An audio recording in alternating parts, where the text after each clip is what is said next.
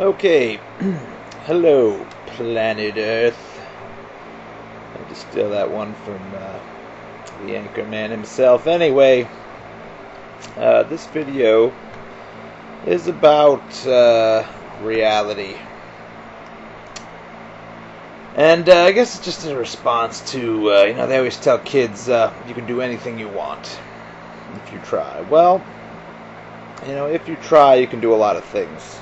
Certainly, you can do a lot of things, at least within the realm of what is physically possible for humans to do. But the truth of the matter is, depending on your circumstances, depending on the kind of person you are, there's a good chance that you won't do it.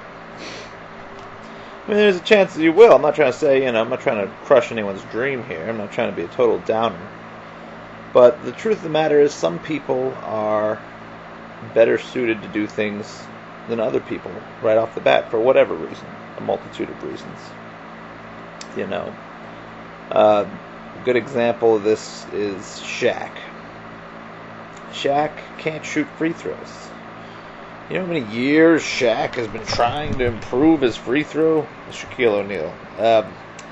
You know how many years he's been trying to improve his free throw percentage? And you know how many free throws Shaq has taken throughout his career? Tons!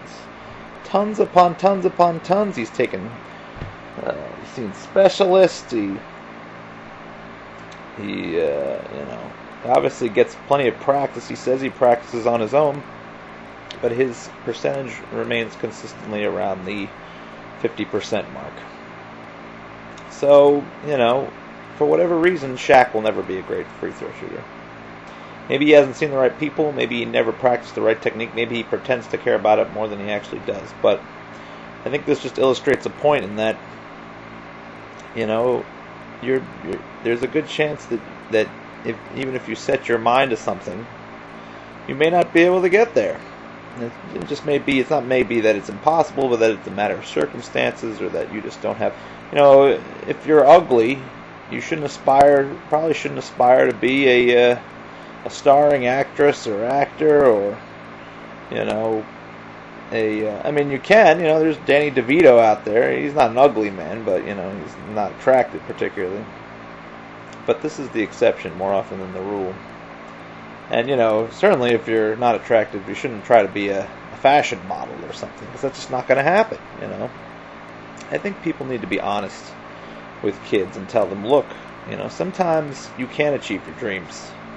Sometimes you have to work with what you have. You have to accept reality. And, I wish someone had told me that when I was, people did tell me that. People tried to tell me that when I was an aspiring musician. I thought what I had was great. I thought I had the ability to be a great player. I thought I had original music that was totally different than what was out there, and that I had the intelligence, I had the ability. There was nothing that was going to prevent me from achieving what I wanted. And that's not to say I haven't made use of my talents in some way, but certainly not in the way that I'd expected the outcome to not the outcome I was looking for. And a lot of times that's what's going to happen. You'll try and you'll try and you'll try, and you'll come to the realization that you're just not as naturally suited to it as another person for whatever reason.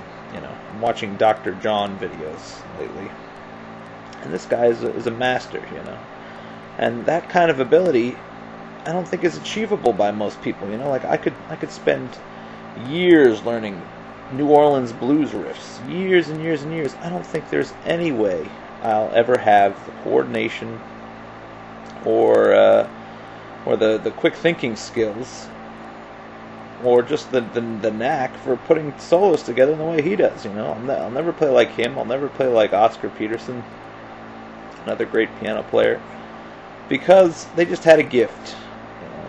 No one showed them how to do it. They just had something inside of them that made them what they are. And I think that's more important, rather than saying, oh, well, you can achieve anything you want. I think the important thing is to look inside you and see what you do that is something that you can turn to something you will be proud of in the long run. don't just fixate on one idea and say this is what I have to be. Take it from somebody who knows. I fixated on being a musician, trying to be a rock star, and when the writing's on the wall that you're just not as good, and when you start to come to the realization that you're not as good as you thought you were, don't keep pushing, Or maybe for me, maybe maybe if I tried harder on drums instead of piano, I wanted to play piano because it's my favorite sounding instrument, but maybe drums would have been a better choice for me, or maybe nothing musically related at all. Maybe I'd be a better writer. I don't know. But all I'm saying is, don't blindly follow your dreams. Think about whether or not they're realistically achievable. It's not as fun as saying you can do anything you want. It's not as easy to say, because it's a cold dose of reality. But that is the truth. Work with what you have.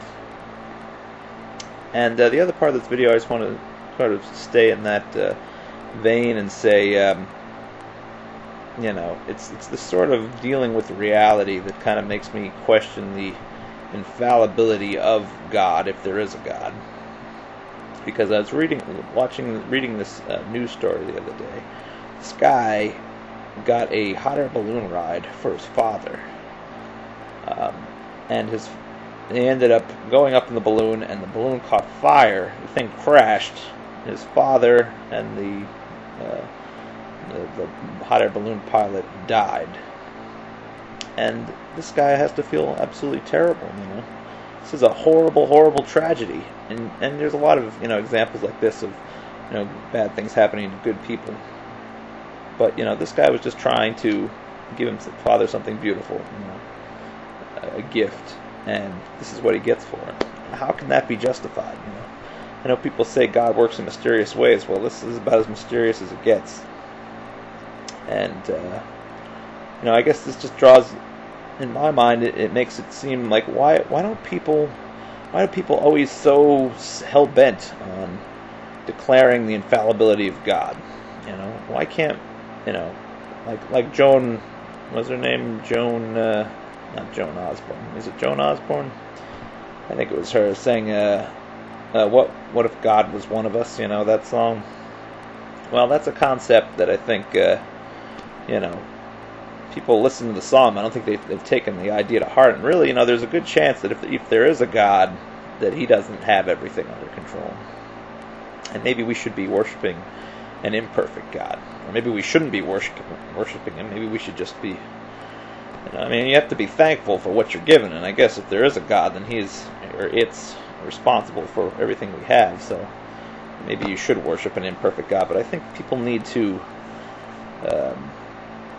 acknowledge the possibility that God is less than perfect. And I don't know, maybe that'll bring down the bar for the rest of us, because it's certainly hard to try to make a life for yourself when you're always having to compare yourself to this kind of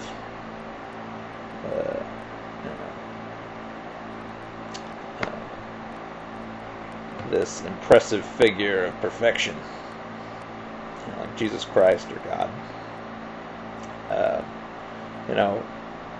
The reality is nobody's perfect, and there's a good chance that God isn't perfect either. So that might make everyone feel a little less crappy about being as imperfect as they are. Anyway, that's pretty much it. I don't have a more clean way of ending this. Enjoy.